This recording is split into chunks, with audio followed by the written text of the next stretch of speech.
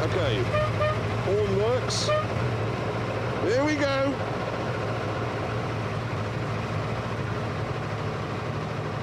Well, I don't know what the fuss is all about. This is very safe. I can see no danger here at all. Designed by the same people who brought you the McLaren F1, the Caparo has a 3.5-litre V8 race engine, which delivers 575 horsepower. That is a huge amount in a car that weighs about the same as a patio heater. As a result, it has twice as much brake horsepower per tonne as a Bugatti Veyron. Twice as much! In a road car, that is a truly terrifying prospect. So far though, all four wheels are still on, yep. The throttle has not jammed open, and there is no fur. So, goodbye safety people. Oh my God, God almighty! You can forget Enzo's, you can forget Koenigsegg's, this is in a different league! It does 0 to 60 in 2.5 seconds. 0 to 100 in 5, and it'll still be going like a bee out of hell, all the way up to 205. Well, hopefully the twin tailplanes, like you get on an SR-71 Blackbird spy plane, will keep it stable. And the braking! Oh, God! You couldn't stop more quickly if you run into a tree! Here we go again! To experience anything like this, you would have to be in a Formula 3000 car! This is acceleration like I have never, ever experienced! And then the floor came off. I'm gonna do the secret signal.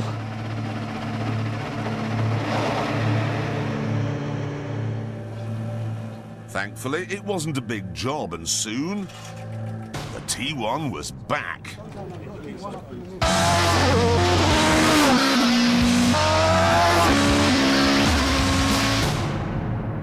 And then there was a problem with the fuel. Wasn't turning out to be very reliable, this. And then there's the price.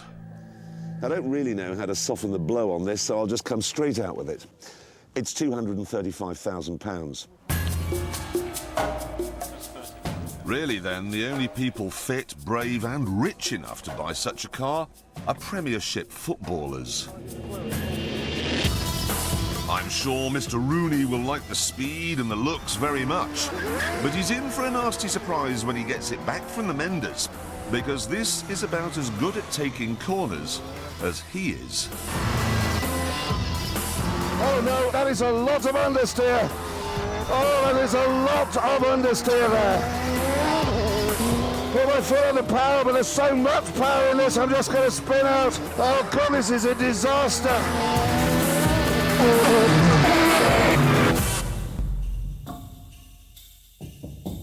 The shape has been designed so the air flowing over it will press the car into the road. It'll actually generate 3G in a fast bend. Unfortunately, in a slow bend, the air isn't moving over the body quickly enough, and you have almost no grip at all. Look at it snaking, fighting for grip that just isn't there. If the tyres are cold, the problem is 10 times worse, and if the road is wet, it'll spin up the rears through third and fourth.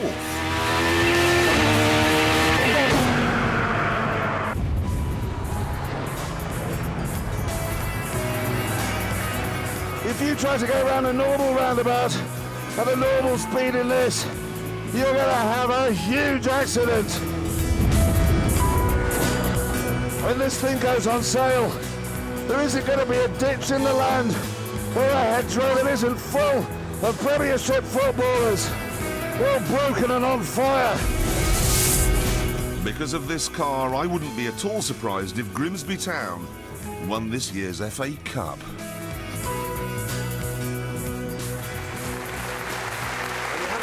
lot of movement. I know. But let me just... Hang on. To generate enough downforce to get round a corner, you have to go really fast. Yes, brilliant excuse for the police. I had to go around that corner, officer, at 1,000 miles an hour, because if I was doing 30, I would have crashed. But don't you think, the thing I like about this is that it's amazing that this is allowed. Because, I mean, there's a regulation that says that headlight has to be that height. They have to put the seat belts in, but there are no laws governing how fast it can go. No, and we must now find out how fast it goes round our track. Which means, of course, we have to hand it over to someone who understands downforce. Some say that to unlock him, you have to run your finger down his face. Like that.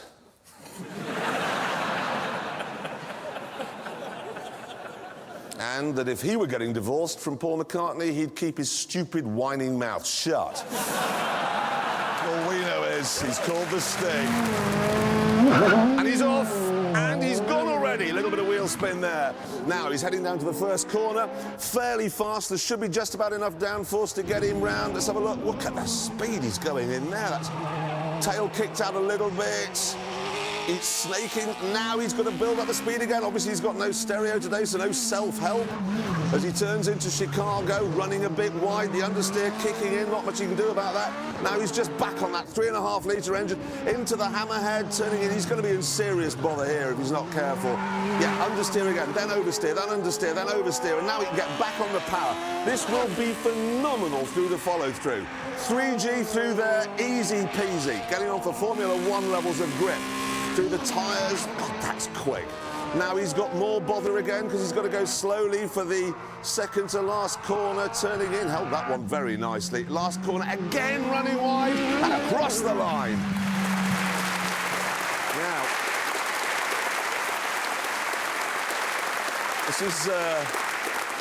Despite the handling issues, shall we say, we are expecting this to be pretty fast. Mixing it up here with the top crowd, the 118s, the 117s, the 119s. It actually did it in 1 minute, 10.6. Staggering. Absolutely staggering. That's the fastest thing by miles. And now what I'm going to do is take it off again. What? Why? Well, you know the rules, James. If a car can't get over a sleeping policeman, it can't go on that board. We've always said that, and look at the nose on this. I mean, never mind a sleeping policeman.